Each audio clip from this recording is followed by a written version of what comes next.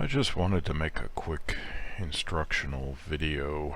Of course, the state of Israel and the Palestinian territories, or at least the Gaza Strip, are in the news a lot lately.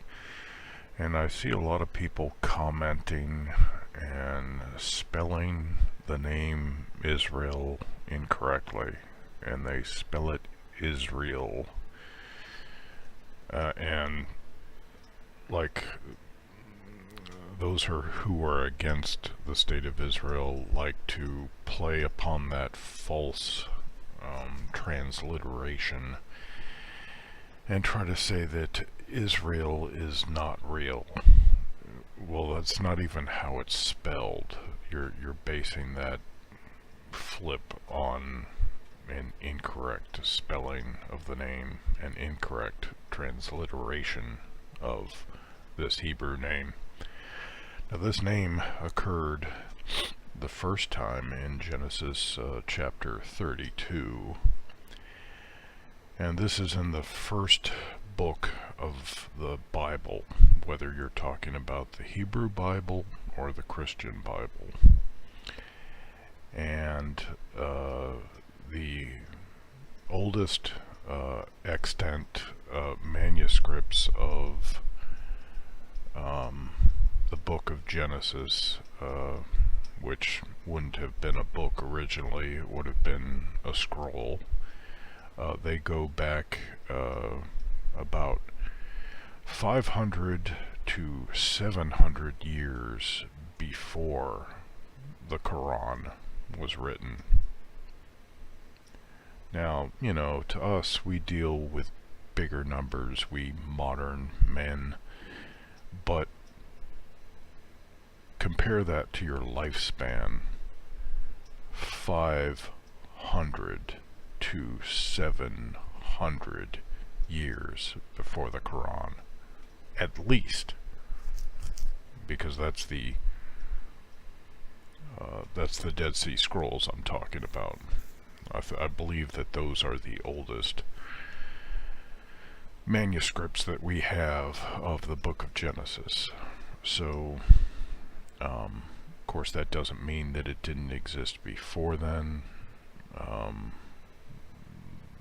but maybe some academics will argue that it does mean that it didn't exist before then. So that's why I say at least. So here in the book of Genesis, chapter 32, this is where Jacob's name, or Yaakov's name, is changed to IsraEL. And it explains, for as a prince you have power with God and with men, and have prevailed. And that's explaining what this name Israel means. Now if we click on, this is blueletterbible.org. It's a resource that has been on the web since at least 1996. I've been using it since then. And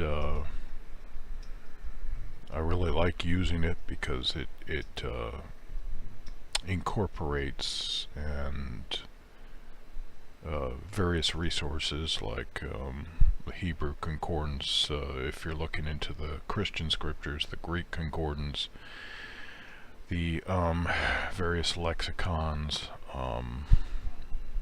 the Strong's concordance,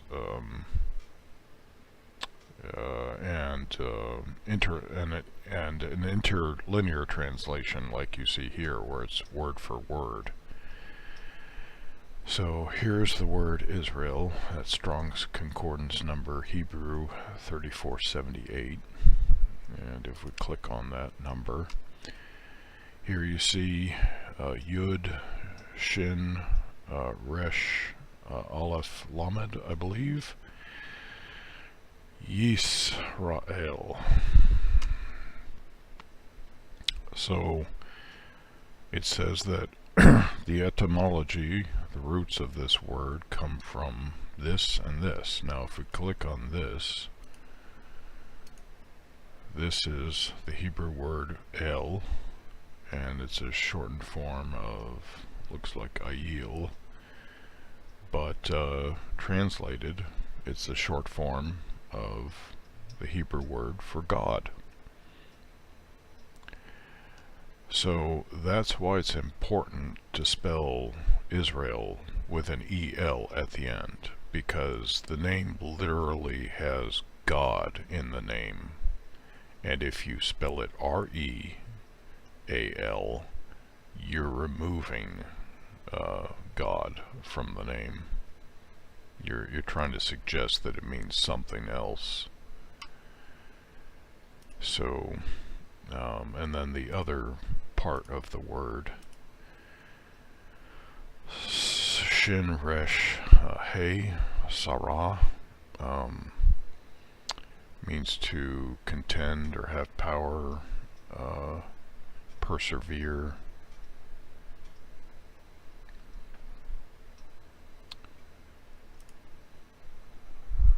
Now, I want to point out something about religious Jews. And if we go to 1 Chronicles, now the kingdoms of David and Solomon are kind of seen as the golden era in Israelite history, because I guess the kingdoms were the most prosperous then, and I guess maybe Israel had the most autonomy then. So in 1 Chronicles chapter 22, starting at verse 6, says, David called for Solomon his son and charged him to build an house for the Creator, the deity of Israel. And David said to Solomon, my son, as for me, it was in my mind to build an house, or in other words, a temple. The words are the same in Hebrew. To build an house unto the name of the Creator, my deity. But the word of the Lord came to me, or the word of the Creator came to me, saying, Thou hast shed blood abundantly, and hast made great wars. Thou shalt not build an house unto my name, because thou hast shed much blood upon the earth in my sight. And then, behold, a son shall be born to thee, shall be a man of rest, and I will give him rest from all his enemies round about, for his name shall be, here it says Solomon, but in Hebrew the name is Shlomo, and it has to do with like the word for peace in Hebrew. And I will give peace and quietness unto Israel in his days. And he shall build an house or a temple for my name, and he shall be my son, and I will be his father, and I will establish the throne of his kingdom over Israel forever. So this kind of shows how amongst religious Jews, they're some of the most peaceful people on the planet, because the spilling of blood is abhorrent to them.